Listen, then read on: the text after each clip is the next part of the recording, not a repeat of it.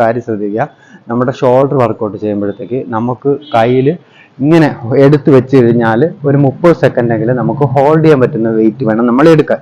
ഇങ്ങനെ സ്ട്രൈറ്റ് ആയിട്ട് എടുത്തു കഴിഞ്ഞാൽ ഒരു 30 സെക്കൻഡെങ്കിലും നമുക്ക് ഈ വെയിറ്റ് ഇവിടെ സ്ട്രെങ്ത് ചെയ്യാൻ പറ്റണം.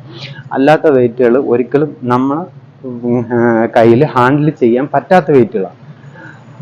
നമസ്കാരം, പുതിയൊരു വീഡിയോയിലേക്ക് എല്ലാവർക്കും സ്വാഗതം. ഇന്ന് നമ്മുടെ ഡെൽറ്റയുടെ 3 ഷെയ്ഡ്, അതായത് നമ്മളെപ്പോഴും ലാറ്ററൽ റൈസും ഫ്രണ്ട് റൈസും ഒക്കെ എല്ലാവരും കളിക്കാറുണ്ട്. അപ്പം നമുക്ക് ഈ ജിം വീഡിയോയിൽ ഇന്നത്തെ എപ്പിസോഡിൽ ലാറ്ററൽ റൈസിൻ്റെ ഈ 3 ഷെയ്ഡ് എങ്ങനെ സെപ്പറേറ്റ് ചെയ്യാം, വളരെ സിമ്പിളായിട്ട് നമുക്ക് സെപ്പറേറ്റ് ഷെയ്ഡ് ചെയ്യാൻ പറ്റുന്നതാണ്.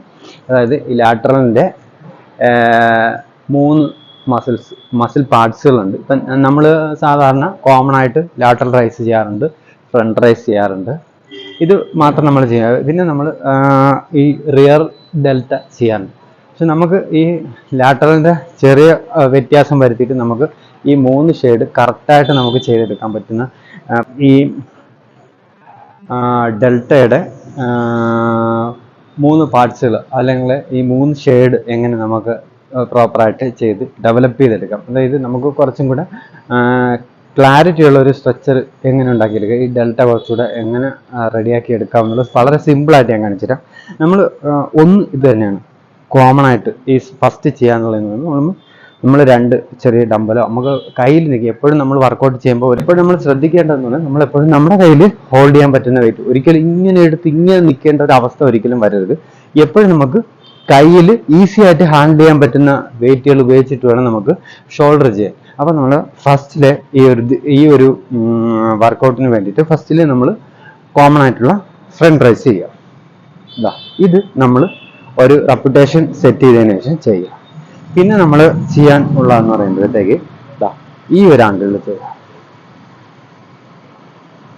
ഈ ഒരു ആംഗിൾ എപ്പോഴും ചെയ്ത് കൊടുക്കുക. ഈ ഒരു ആംഗിൾ നമുക്ക് മെയിനായിട്ട് ഈ ഡെൽറ്റ കുറച്ചുകൂടി ക്ലാരിറ്റി ആയി കിട്ടാനായിട്ട് നമ്മളെ വളരെയധികം സഹായിക്കുന്ന ഒരു പൊസിഷനാണ്. പിന്നെ നമുക്ക് കോമൺ ആയിട്ട് ചെയ്യുന്ന ഈ ഒരു സംഭവം ചെയ്യാം. സാധാരണ ഡെൽറ്റയ്ക്ക് ചെയ്യുന്ന ലാറ്ററൽ റൈസ്, മറ്റത് ആദ്യം കാണിച്ചത് ഫ്രണ്ട് റൈസ്, ഇത് ലാറ്ററൽ റൈസ്.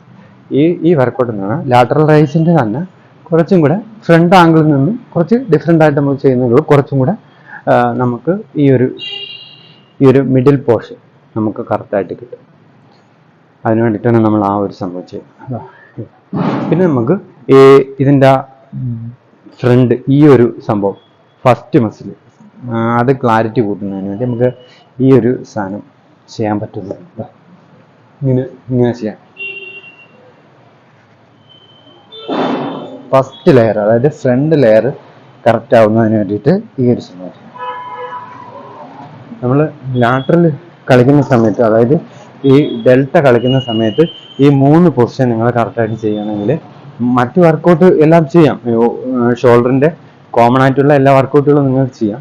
നമ്മൾ ലാറ്ററൽ റൈസ് കോമൺ ആയിട്ട് ചെയ്യുന്ന സമയത്ത് ഈ ഒരു 3 പൊസിഷൻ അറേഞ്ച് ചെയ്യാൻ, അതായത് നമ്മൾ ഫ്രണ്ട് റൈസ്, കോമൺ ആയിട്ടുള്ള സാധാരണ ലാറ്ററൽ റൈസ്, അതിൻ്റെ കൂട്ടത്തിൽ ഫ്രണ്ടിൽ ഈ ഒരു ആംഗിളിൽ വെച്ചിട്ടുള്ള ഈ ഒരു വർക്കൗട്ട്, ഇത് 3 സെറ്റായിട്ട് ചെയ്യുകയാണെങ്കിൽ നിങ്ങൾക്ക് ഈ ലാറ്ററലിൻ്റെ ഈ ഒരു ഷെയ്ഡ്, ഈ 3 ഷെയ്ഡ് കറക്റ്റായിട്ട് സെറ്റ് ചെയ്യാൻ പറ്റും. അതായത് കറക്റ്റ് ഡെഫിനിഷൻ വന്ന ആൾക്കാർ കറക്റ്റായിട്ട് അറിയാൻ പറ്റും. ഈ ഒരു ലാറ്ററൽ